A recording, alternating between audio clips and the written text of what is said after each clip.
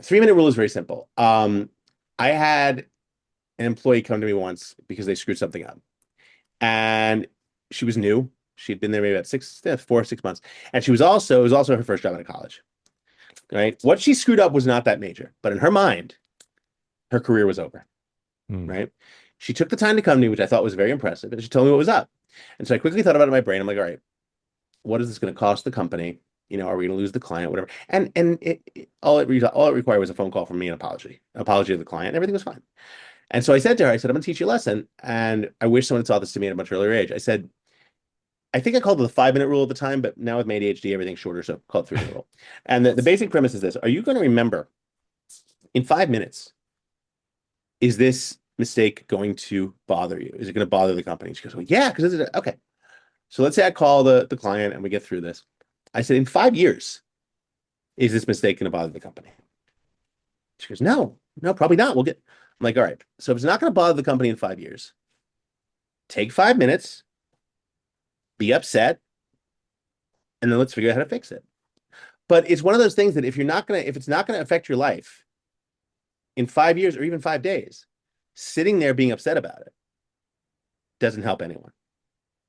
I live by that rule. The premise that when something goes wrong, I try to teach my daughter this too. If something goes wrong, how are you going to feel about it in 5 minutes? How about 5 hours? How about 5 days? How about 5 years? If it's not going to affect your life, you worry about it for the minimum amount of time possible and you move on, you correct it, you don't make that mistake again. It goes along the lines with the fact that I like to look at a rule called the 12-hour, the playing the tape forward rule. How is my actions today going to affect me in 12 hours? Mm. Right? How are my actions today going to affect my company in 12 hours, affect my life in 12 hours? And thinking forward in the future for 12 hours, knowing what that outcome might be, is there something I can change right now? I read something once from Alcoholics Anonymous, and Mm. they think about that. And it's the same premise of, yeah, that drink sounds good right now, but how am I going to feel in 12 hours? Let's play the tape forward and see how it's going to be. So again, what are you working on right now, and how is that going to affect the company in 12 hours? How's it going to affect you in 12 hours? What can you do to people don't think about time in the future early enough. It's very beneficial. And the problem with that is sort of the way that our economic model is set up in the United States, in that CEOs have to report to their board of directors, right?